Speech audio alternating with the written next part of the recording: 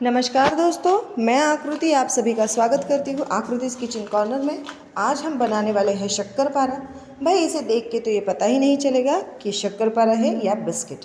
बनाना एकदम आसान और खस्ता, मुंह में डालते ही घुल जाने वाले शक्करपारे बनाना आइए स्टार्ट करते हैं। तो यहाँ पर मैंने एक लिया है बड़ा सा बर्तन और इसके अंदर हम डालने वाले हैं सबसे पहले मैदा। तो यहाँ पर देखिए जैसे कि लिखा गया है, मैं 1 किलो मैदे का शक्करपारे जो है वो बनाने वाली हूँ। तो पूरा का पूरा 1 किलो मैदा है उसका मैंने इस्तेमाल किया है। मैदा लेने से पहले छानना बहुत ज़्यादा ज़रूरी है, तो आप इस बात का ध्यान रखिए कि जब भी आप मैदा लें तो उसे अच्छी तरीके से छान के लें, ताकि अगर उसमें कोई भी इम्प्योरिटीज़ हो या फिर कुछ कचरा वगैरह हो तो वो हट जाए। तो ये देखिए मैंने मैदा छान लिया है और मैदा छान लेने के बाद ये देखिए इस तरीके से हमारा जो मैदा है वो पूरी तरीके से इकट्ठा कर लिया है मैंने।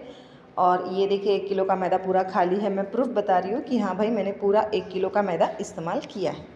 तो अब हम इसके अंदर डालने वाले हैं, उसके अंदर जो खस्तापन है वो लाने के लिए हम इसके अंदर डालेंगे सूजी, यानी कि जो बारीक वाली सूजी। आप देखिए स्मॉल रवा ये लिखा हुआ है, बारीक वाली फाइन वाली सूजी जो होती है ना, हमें उसका इस्तेमाल करना है। मोटी सूजी अगर आपके पास है तो आप उसे मिक्सर में डाल के एक बार बारीक पीस लीजिएगा।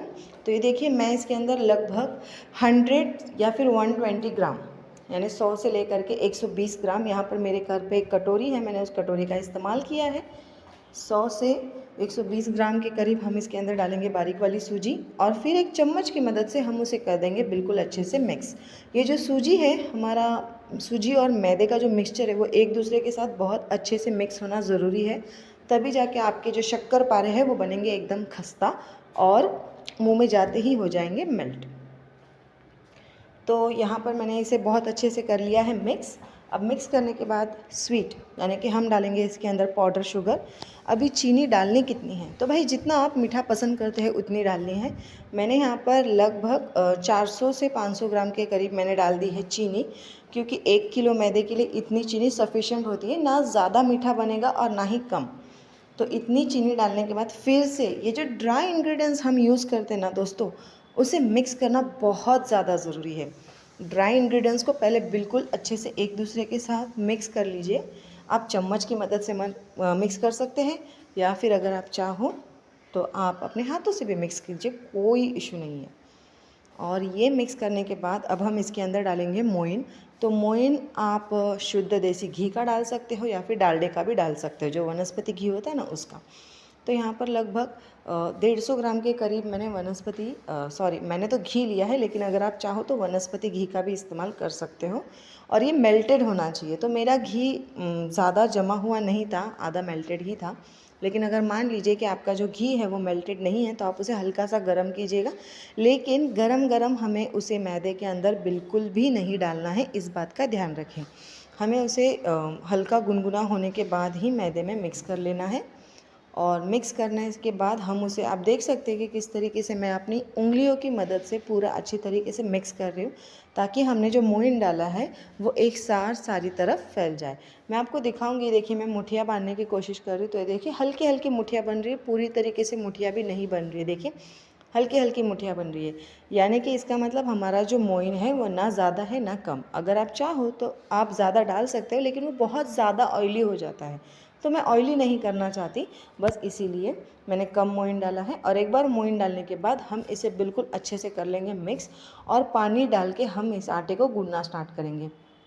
आटे गूंदने का जो प्रोसेस है वो सबसे ज़्यादा इम्पॉर्टेंट है दोस्तों, कि हम जब आटा लगाएंगे तो हमें इसका आटा ना एकदम सॉफ्ट नहीं लगाना है और एकदम हार्ड भी नहीं लगाना है। मतलब कुछ हद तक पूरी जैसा होना चाहिए। जब पूरी का आटा हम लगाते तो एकदम सख्त होता है ना, उतना सख्त नहीं, लेकिन एकदम रोटी का आटा लगाते ना उतना सॉफ्ट भी नहीं। देखिए धीरे धीरे करके पानी डाल के हाथों से मसल मसल के उसे करना है, तभी जाके आपके जो शक्करपारे हैं उसमें ढेर सारी परतें बनेंगी। तो देखिए मैंने आटा गूंद लिया है, और आप देख सकते हैं कि मैं कितना अच्छे से प्रेस करते हुए, ज़ोर लगा लगा के हमें इसे बिल्कुल अच्छे से गूंद लेना है। मैं आपको दिखाती हूँ कि इसकी जो कंसिस्टेंसी है वो भी कैसे है। तो देखिए पहले तो हम इसे एक सार कर लेती हूँ चारों तरफ से, कहीं पर भी छूटा हुआ नहीं है। मैंने इसमें तेल बिल कुछ भी नहीं डाला है, बस इसे अच्छे से गूंद लिया है। और गूंदते वक्त बहुत ज़ोर लगा लगा के अच्छे से गूंदना है, सबसे ज़्यादा इम्पॉर्टेंट चीज़। तो देखिए अब मैं इसे प्रेस करके दिखाती हूँ। जैसे ही मैं इसे प्रेस कर रही हूँ तो आप देख सकते हैं कि जो आटा है वो हल्का सा ऊपर उठ रहा है। देखिए प्रेस करने के बाद आटा हल्का सा ऊपर उठ रहा है, इसका मतलब ये इंडिकेशन है कि आपने इसे बिल्कुल अच्छी तरीके से गूंद लिया है। एक बार इसे अच्छी तरीके से गूंद लेने के बाद मैं एक सार कर लेती हूँ चारों तरफ से। एक सार कर लेने के बाद अब हमें इसे क्या करना है, कवर करके रखना है, ढक करके, क्योंकि इसके अंदर की जो सूजी है वो फूल जाती है। ठीक है, तो हम उसे थोड़ा सा रेस्ट करने देंगे। तो ये देखिए मेरे हाथों में आप देख सकते हैं कि कितनी चिकनाहट आ गई है, बहुत चिकना हो गया है। अब मैं इसे कवर करके यानी एक दूसरे बर्तन से ढक करके रख रही हूँ। अभी 5 गोलों में 1 किलो की जो हमारी शक्करपारे का आटा है वो कैसे बेलें। तो यहाँ पर देखिए मेरे पास ये जो जिसके ऊपर हम रोटी बेलते हैं वो जो है वो बहुत ही छोटा है। इतने छोटे में अगर मैं बेलने लगूँ तो पता नहीं मुझे कितने सारे बेलने पड़ेंगे। इसीलिए मैंने क्या कर लिया है कि एक बहुत बड़ी थाली है मेरे पास, मैंने उसको ले लिया है और उसकी बैक साइड क्लीन है बिल्कुल अच्छे से, उसे ले लिया है। और 10 मिनट आटा रेस्ट कर लेने के बाद अब हम क्या करेंगे कि उसका गोला बनाएंगे। और गोला बनाने के बाद जिस तरीके से हम रोटी बेलते हैं ना, बस उसी तरीके से इसे बेल लेना है। तो देखिए एक तरीके से अच्छे से घुमा घुमा के पहले उसे अच्छे से गोल कर लीजिए और फिर आपकी जो रोटी है उसे बेलना स्टार्ट कर दीजिए। अभी रोटी बेलने के लिए भी आपको इसमें थोड़ी मेहनत है, क्योंकि आटा सख्त लगा हुआ है, तो एकदम आसानी से तो बेलने से नहीं होगा। लेकिन हाँ, धीरे धीरे करके बेलना स्टार्ट कीजिएगा, फोर्स लगाते हुए थोड़ा ज़ोर लगा के हमें इसे बेलना है। और इसकी जो थिकनेस है वो थोड़ी मोटी होनी चाहिए। बहुत ज़्यादा पतला अगर आपने बेल लिया तो फिर आपका ये जो शक्करपारा है वो कड़क सा बनेगा, बिस्किट जैसा नहीं बनेगा। तो इसीलिए हमें इसे थोड़ा मोटा ही बेलना है, थोड़ा मोटा, बहुत ज़्यादा मोटा नहीं। मैं आपको दिखाऊंगी। अगर आपका ये पूरा उठ रहा है तो ठीक है, और अगर नहीं भी उठ रहा तो भी आप उसे प्लेट को घुमा घुमा के, ये देखिए मैं आपको एक उठा के दिखाती हूँ, ये देखिए इस तरीके से उठ जाता है, बहुत ही आसानी से, चिपकता नहीं है। ये देखिए आप देख सकते हैं कि उसके अंदर का ऑयल यानी कि जो हमने घी डाला है वो रिलीज़ हो रहा है, क्योंकि मैंने उसे प्रेस करते हुए बनाया इसीलिए। अब मैं आपको इसकी थिकनेस दिखाती हूँ। देखिए एकदम पतला नहीं है और एकदम मोटा भी नहीं है। अगर आपको लगे कि बहुत ज़्यादा मोटा है तो हम उसे एक सार कर लेंगे। बहुत ज़्यादा पतला नहीं बेलना है रोटी के जैसे, बस इस बात का ध्यान रखिएगा कि वो हल्का सा मोटा होना चाहिए। जिस तरीके से पूरी की थिकनेस होती है ना, उससे थोड़ा और ज़्यादा मोटा, एकदम पतला नहीं।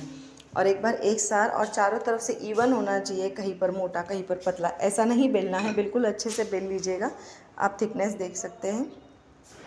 तो आपने थिकनेस देख ली। इस थिकनेस का हमें ये जो हमारी रोटी है वो कुछ इस तरीके से बेल लेनी है। तो ये देखिए मैंने बेल ली। एक सार होनी चाहिए, कहीं से मोटी कहीं से पतली ऐसा बिल्कुल भी नहीं होना चाहिए, इवन होनी चाहिए। अगर आपकी रोटी जो है, जो आपने बेली हुई है, अगर वो कहीं से मोटी या फिर पतली हो गई तो आपके जो शक्करपारे हैं वो क्रिस्पी और बिस्किट के जैसे नहीं बनेंगे। तो ये देखिए ये हमने कटर लिया है, ये स्पेशली शक्करपारा कट करने के लिए आता है। और अब आप जिस शेप में चाहे उस शेप में इसे कट कर सकते हैं। मैंने इसे डायगोनल शेप यानी कि जो काजू कतली का शेप होता है कुछ उस हद तक मैंने इसे कट कर लिया है। तो देखिए अभी बस स्ट्रिप्स बनाने हैं, सीधे सीधे स्ट्रिप्स बनाते जाएंगे और फिर हम इसे पहले वर्टिकली और फिर हॉरिजॉन्टली। तो मैं आपको दिखाती हूँ। देखिए पहले मैंने इस तरीके से बना लिए, और ज़्यादा दूर दूर नहीं बनाना है, पास पास बनाना है। ज़्यादा दूर बनाने से क्या हो जाएगा कि आपके जो डायगोनल शेप है यानी कतली का जो शेप है वो बहुत मोटा मोटा आएगा। तो मैं ये शेप कट कर लेती हूँ। तो देखिए वर्टिकल हो गया है। अब हम प्लेट को टर्न करेंगे, यानी कि घुमा दूँगी मैं प्लेट को, और अब हम उसे दूसरी तरफ से कट करना स्टार्ट करेंगे। ये जो साइड के जो भी एजेस है ना, उसे हम बाद में हटा सकते हैं, इसलिए उस बात के लिए आपको स्ट्रेस लेने की ज़रूरत नहीं है। तो चलिए पहले मैं डायगनली कट कर लेती हूँ। देखिए और ज़्यादा दूर दूर नहीं, पास पास करना है। आप अगर चाहें तो इसे स्क्वायर शेप में भी कट कर सकते हैं। स्क्वायर शेप में कट करने के बाद भी आप उसे डायगनल शेप दे सकते हैं, बहुत ही अच्छा दिखता है ये दिखने में। आप जिस भी शेप में इसे पसंद करते हो, vertical, horizontal, square, rectangle, diagonal, जैसा भी आपको चाहिए आप उस हिसाब से उसे कट कर लीजिए। तो देखिए मैं इस तरीके से कट कर रही हूँ। वैसे दोस्तों ये जो शक्करपारे हैं ना बहुत ही टेस्टी बनते हैं। वैसे मैंने यहाँ पर गेहूं के आटे का इस्तेमाल नहीं किया है, मैंने यहाँ पर मैदे का इस्तेमाल किया है।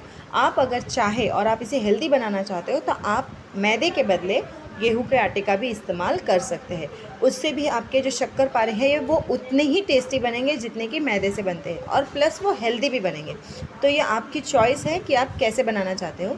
आप मैदे के आटे का बनाना चाहते हो या फिर आप गेहूं के आटे का बनाना चाहते हो। लेकिन हाँ, एक चीज़ ज़रूर है कि इसके अंदर सूजी, जो बारीक वाली सूजी है वो ज़रूर डलेगी। अगर वो नहीं डलेगी तो फिर आपके जो बिस्किट, मतलब जो शक्करपारे है उसको बिस्किट जैसा क्रंच और मुंह में जो घुल जाता है ना, वो वाला टेक्सचर नहीं आ पाएगा।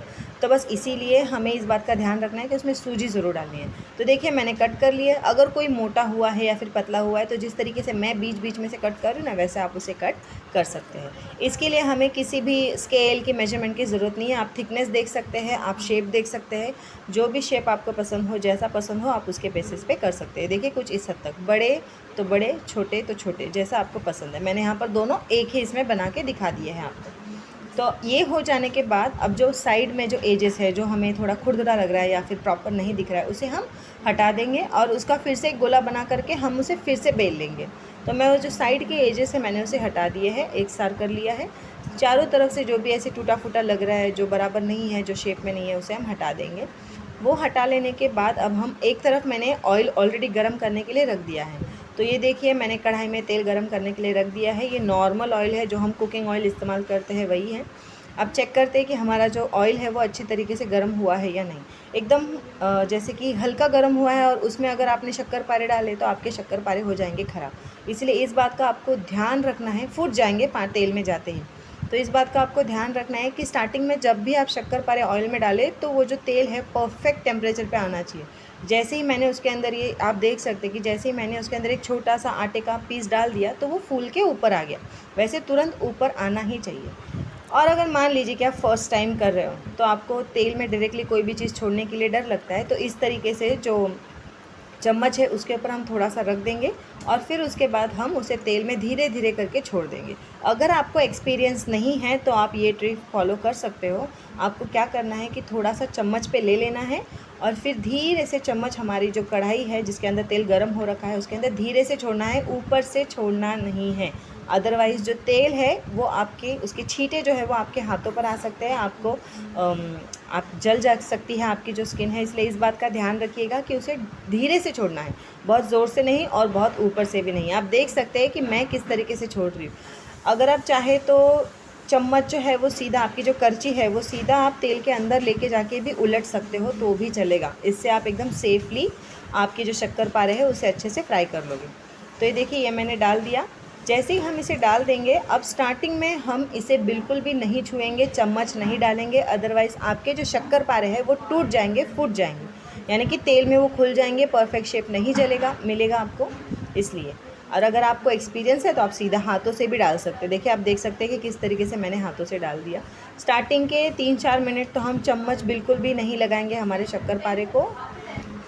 तो आप देख सकते हैं कि तेल काफ़ी हद तक गर्म है। गैस का फ्लेम लो टू मीडियम के बीच में रखना है, बिल्कुल फास्ट नहीं रखना है। अगर आप फास्ट रखोगे या फिर तेज़ आंच रखोगे तो क्या होगा कि आपके जो शक्करपारे हैं वो ऊपर से जल जाएंगे लेकिन अंदर से पूरी तरीके से पकेंगे नहीं, अंदर से कच्चे रह जाएंगे। तो इस बात का ध्यान रखना है, लो टू मीडियम फ्लेम पर ही हमें गैस का जो फ्लेम है वो रखना है, उससे ज़्यादा तेज़ नहीं, उससे ज़्यादा कम नहीं। और फिर उसके बाद धीरे धीरे करके एकदम हल्के हाथों से हम जो शक्करपारे हैं उसे चलाएंगे, बहुत ही हल्के हाथों से, ज़ोरों से नहीं वरना ये टूट जाएंगे। तो एकदम हल्के हल्के हाथों से हम उसे घुमाएंगे और फिर से पकने देंगे। 1-2 से 3 मिनट तक हम उसे फिर से नहीं छूना है, बिल्कुल भी टच नहीं करना है, नहीं तो फिर से टूट जाएंगे। इस बात का खास ध्यान रखना है हमें कि चम्मच बार बार नहीं चलाना है वरना शक्करपारे टूट जाएंगे। कुछ मिनट के बाद यानी 2 मिनट के बाद एक बार हल्के हाथों से घुमा लो। ये देखो, आप देख सकते हो कि मैं किस तरीके से घुमा रही हूँ।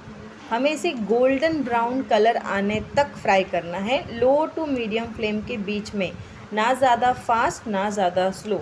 ये जो रेशो मैं आपको बार बार बता रही हूँ उसके पीछे का रीज़न यही है कि आपके शक्करपारे हैं वो बिल्कुल अच्छे से पक जाए अंदर तक। अगर आपने नोटिस किया हो तो हमारे जो शक्करपारे हैं वो अभी फूल गए हैं, अपने साइज़ से डबल हो गए। जैसे जैसे ये कुक होते जाएंगे, पकते जाएंगे, वैसे वैसे ही इसका जो साइज़ है वो और डबल डबल होते जाएगा। तो अभी मैं इसे भून लेती हूँ, मतलब अच्छे से फ्राई कर लेती हूँ। तो ये देखिए, एक 6 से 7 मिनट हो गए और हमारे जो शक्करपारे है उसे बहुत ही प्यारा सा गोल्डन सा कलर आ गया है। अब ये काफ़ी क्रिस्प भी हो गए। जैसे ही आप चम्मच एकदम आसानी से आप डाल सकते हो। अभी बिल्कुल टेंशन नहीं है कि शक्करपारे टूटेंगे या फिर कुछ और। आप उसकी साइज़ देखिए, देख सकते हैं ना कि पहले से एकदम डबल हो गया है। जिस तरीके से गुलाब जामुन फूल जाता है वैसे ही हमारे शक्करपारे फूल गए हैं। लेकिन दोस्तों इस बात का ध्यान रखना कि अगर आप इसमें जो सूजी डाल रहे हो वो बारीक वाली सूजी हो और ज़्यादा क्वांटिटी में सूजी नहीं डालनी है। सूजी की जो क्वांटिटी बताई गई है यानी 1 किलो के लिए 100 ग्राम के ऊपर सूजी नहीं डालनी है। 100 से 120 ग्राम, 200-300 ग्राम अगर आप सूजी डाल दोगे तो फिर आपके शक्करपारे जो है वो तेल में डालते ही टूट जाएंगे। तो देखा आपने कितने आसानी से हमने शक्करपारा बना लिया। मैंने आपको सारे ट्रिक्स बता दिए हैं, आपको क्या करना है क्या नहीं करना है, हर एक चीज़ मैंने आपको बताई है। अगर इसी तरीके से आपने आपके शक्करपारे बनाए, हर एक ट्रिक आपने फॉलो की तो फिर आपके भी ऐसे ही बिस्किट जैसे और मुंह में घुल जाने वाले शक्करपारे बन के रेडी हो जाएंगे। तो अभी हम इसे छान के ले लेंगे और सारा जो एक्सेस ऑयल है, जो भी सारा तेल है उसे हटा लेंगे और फिर हम उसे एक बर्तन में डाल देंगे। अब ये जब ये गर्म है तब ये आपको थोड़े नरम ही लगेंगे, सॉफ्ट लगेंगे, लेकिन जैसे ही ये ठंडे हो गए तब वो एकदम क्रिस्प बनेंगे। तो एक बैच मैंने निकाल दिया है। अब इसी तरीके से हम इसका दूसरा बैच भी फ्राई कर लेंगे। ऐसे करके लगभग 7 से 8 बैच बनेंगे आपके 1 किलो के शक्करपारे में। मतलब 1 किलो के आटे में हमारा 1.5 किलो के आसपास कुछ शक्करपारा बन के रेडी हुआ है। तो सेकंड बैच मैंने डाल दिया है, लेकिन आप देख सकते हैं कि छन्नी मैंने ऊपर ही पकड़ी है जिससे कि जो भी एक्सेस ऑयल है वो सारा का सारा कढ़ाई में ही निकल जाए। और फिर उसके बाद हम इसे एक दूसरे बर्तन में ट्रांसफ़र कर लेंगे। तो चलिए मैं अभी इसे दूसरे बर्तन में ट्रांसफ़र कर लेती हूँ। तो देखिए मैंने इसे बर्तन में डाल दिया है और अब हम इसे बिल्कुल ठंडा होने देंगे। गरम गरम हम इसे डिब्बे में पैक बिल्कुल भी नहीं करेंगे, इसे ठंडा होना बहुत ज़्यादा ज़रूरी है, वरना आपके जो शक्करपारे हैं वो ख़राब होने के चांसेस है। अभी मैं इसे ठंडे होने के बाद देखिए मैं इसे हिला करके आपको दिखा रही हूँ, आप इसकी आवाज़ सुन सकते हैं कितनी क्रिस्पी आ रही है। और ये देखिए मैं एक तोड़ के भी दिखाती हूँ, बस 2 उंगलियों की मदद से ही मैंने इसे तोड़ दिया। आप अंदर तक देख सकते हैं कितने अच्छे से ये पके हुए हैं। तो है ना बिल्कुल आसान शक्करपारे बनाना। ये सारे ट्रिक्स फॉलो कीजिएगा। Thank you for watching this video.